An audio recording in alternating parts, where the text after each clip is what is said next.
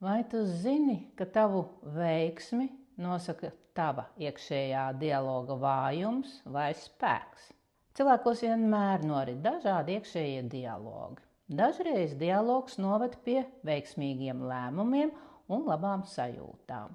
Taču bieži vien, un diemžēl biežāk, dialoga rezultātā pieņemtais lēmums rada sekas, kas atņem cilvēkam spēku, prieku, laimi un rada destruktīvas karmiskās situācijas. Citi dialogi burtiski veido cilvēkā iekšējo vājumu, neapmierinātību un skumjas.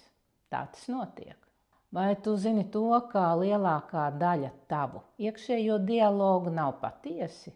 Ka tie ir iemācīti un bieži vien nekorekti attiecībā pret tevi? Piemēram, kā gan es varu domāt par sevi? Man taču vispirms ir jāpadomā un jāparūpējas par visiem citiem.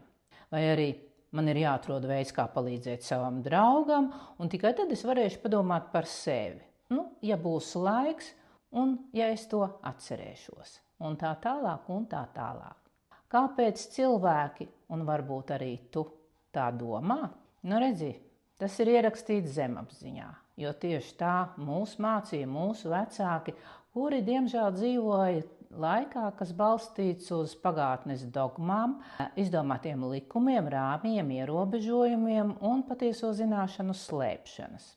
Ja šādiem iekšējiem dialogiem ir milzīgs spēks, taču tie padara cilvēku vāju, jo prioritāte vienmēr ir citi, tikai ne pats cilvēks. Kas darās tavā zemapziņā?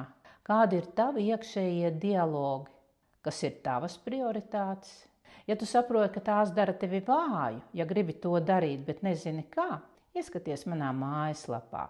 Tev noteikti noderēs kurs Darbs ar zemapziņu, kas sāksies jau drīzumā.